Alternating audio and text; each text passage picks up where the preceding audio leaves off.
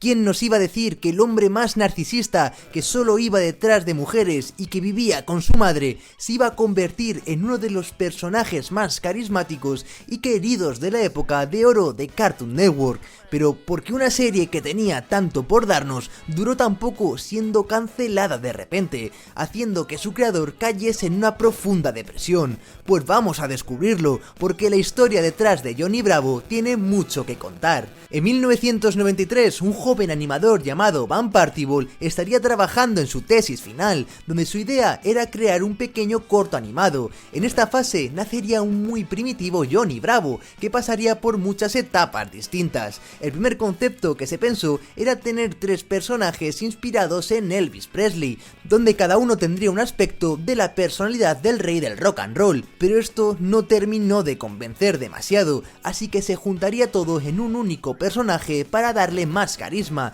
pero manteniendo la idea de que el protagonista fuese un imitador de Elvis. Este pequeño proyecto recibiría el nombre de Meso Blues, que llamaría tanto la atención de uno de sus profesores que se pondría en contacto con Hanna-Barbera, uno de los estudios de animación más importantes de esa época, creadores de series tan icónicas como Los Picapiedras o Scooby-Doo, por lo que Partible se encontraba ante la oportunidad de su vida. Por suerte para todos, este corto fue muy bien recibido por el estudio, que le ayudarían a refinarlo para enviárselo a Cartoon Network, que en esa época estaba buscando nuevos talentos que presentasen sus cortos animados para una nueva iniciativa llamada Wata Cartoon, desde la que nacerían las series animadas con las que el estudio iniciaría su edad dorada en la televisión. Hanna-Barbera le daría un pequeño equipo para trabajar en su idea y expandirla a un corto más largo y mejor estructurado, donde se empezaría a desarrollar la personalidad de Johnny Bravo. Para esto se mantuvieron muchos aspectos de la idea original de Partible, como ciertos rasgos de Elvis, pero se cambiaría por completo su diseño para darle su propia personalidad, que permitiría parodiar al estereotipo de hombre egocéntrico que piensa que todas las mujeres están enamoradas de él, donde una de las claves de este diseño sería la inspiración en personajes de la cultura pop, donde no solo cogería la personalidad del propio Elvis, sino que tendría muchos movimientos de Michael Jackson y detalles de Gastón de La Bella y la Bestia. Finalmente, en 1995, se presentaría el corto llamado Johnny Bravo, pero las críticas no fueron demasiado buenas, donde al estudio no le terminaba de convencer demasiado el producto final. Pero a pesar de su mala recepción inicial, Cartoon Network confiaba en el talento que Partible podía ofrecer, así que le daría una última oportunidad y le financiaría otros 2 cortos animados. En el primero se decidiría por hacer un pequeño spin-off llamado Mr. Monkey Man, sin Johnny como protagonista, pero que seguía sin calar demasiado en los ejecutivos, así que para el segundo volverían a contar una historia con Johnny como personaje principal, donde unas amazonas le darían una paliza cuando intentaba impresionarlas. Este episodio sería mucho mejor recibido, donde el estudio por fin vería el potencial del proyecto y darían luz verde para comenzar a producir su primera temporada. Y es que era imposible que saliese mal, porque no solo tendrían a Partible como productor, donde seguiría aportando todas sus ideas, sino que también se unirían al equipo Butch Hartman y Seth MacFarlane, 2 de los más grandes animadores que ha visto la televisión, siendo los futuros creadores de Los Padrinos Mágicos y Padre de Familia respectivamente. Con este increíble equipo, la historia de la serie estaba en buenas manos, y es que el objetivo principal de Johnny Bravo era que se sintiese como un tributo a las series clásicas de los 70 producidas por Hanna-Barbera, donde no solo se basaría en estas para los diseños de sus personajes o de su mundo, sino que vería una oportunidad de utilizar el segmento intermedio del programa para parodiar a las nuevas películas de Scooby-Doo, un spin-off de la serie original que se basaba en llevar estrellas invitadas en cada capítulo. Gracias a esta idea tendríamos capítulos crossover con otros personajes animados como el propio Scooby-Doo o Los Picapiedra, y grandes estrellas de la época como Adam West, que había interpretado a Batman en la serie de los 60, o incluso pudimos ver a Shaquille O'Neal. Junto a esto, Johnny Bravo tenía un aspecto muy diferente a otras producciones de la época, porque en ese tiempo Cartoon Network no era el gigante que es hoy en día y no lo veía prácticamente nadie. Sus guionistas eran muy conscientes de esto, por lo que sin ningún miedo a la censura se les daría vía libre para escribir una historia mucho más adulta y atrevida que el resto de las series animadas de los 90, y es que la escritura de la serie iba a muy buen ritmo. Sin embargo, se toparon con un problema. El mundo alrededor de Johnny carecía completamente de personalidad.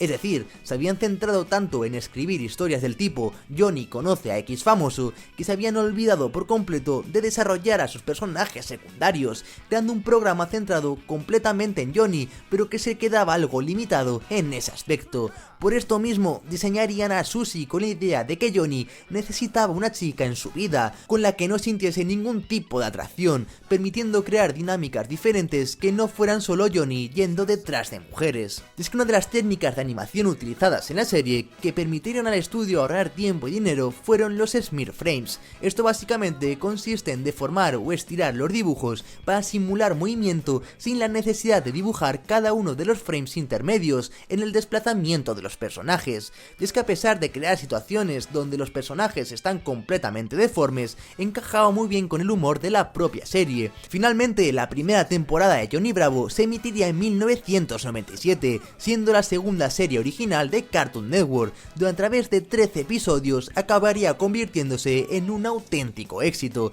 Pero a pesar de esto, los problemas aparecieron más rápido de lo esperado. Cuando se estrenó toda la temporada, el estudio decidiría despedir a Partibble con la excusa de que carecía de las habilidades de gestión necesarias para llevar un programa de esta magnitud, y a pesar de haber sido el creador de la idea, los derechos no le pertenecían, por lo que tuvo que aceptar esta injusticia. Johnny Bravo tuvo que esperar 2 años para que su segunda temporada se estrenase, pero esta vez todo era muy diferente. Se contrató un equipo completamente nuevo de escritores y artistas, dejando atrás a los animadores que habían hecho brillar al personaje, creando así una serie muy diferente a lo que ya se había visto. Y es que se dejó atrás esos tonos pastel por colores mucho más intensos, donde incluso los diseños de sus personajes cambiarían por completo. El que más se notó sin duda fue el de Susie, que pasaría de una cara redondeada a una mucho más alargada, quitando por completo la personalidad del personaje. Y es que incluso el propio Johnny cambiaría teniendo un cuerpo más alto y ancho, con rasgos más angulares, donde a pesar de tener nuevas incorporaciones importantes como Carlo Pops,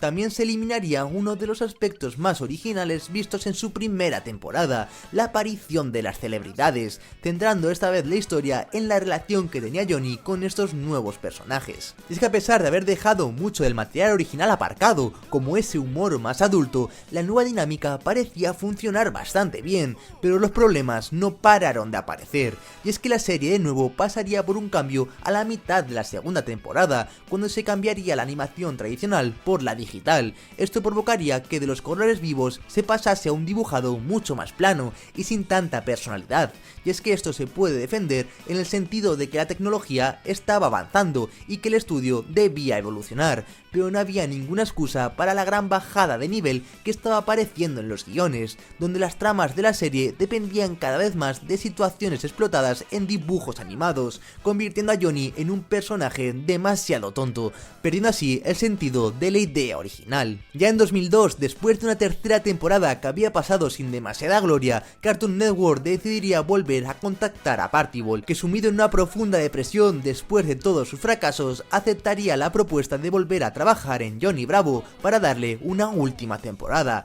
pero el principal problema al que se enfrentaba es que no podría traer de vuelta al equipo original, donde Hartman y McFarlane ya se habían convertido en showrunners exitosos, por lo que crearía uno nuevo, donde Johnny experimentaría su último cambio. Se volvería a la apariencia de la primera temporada, donde regresarían esos aspectos más redondeados con colores menos intensos, y es que Partibble era consciente de todo lo que había pasado durante el tiempo que había estado fuera, por lo que para mantener cierta continuidad a la serie, mantendría a Carly Pops, pero reduciendo mucho su participación para de nuevo introducir la aparición de celebridades. Pero el cambio más notable fue en sus personajes, donde Susie volvería a su diseño original y Johnny recuperaría algo de su intelecto perdido en las 2 anteriores temporadas, donde junto a un humor adulto que se había suavizado debido a las presiones de Cartoon Network al ser ahora un estudio más conocido, volvería gran parte de la esencia original de la serie. Esta cuarta temporada, estrenada en 2004, serviría como el final definitivo de Johnny Bravo, donde al menos Partibble tuvo la oportunidad oportunidad de cerrarla como es debido,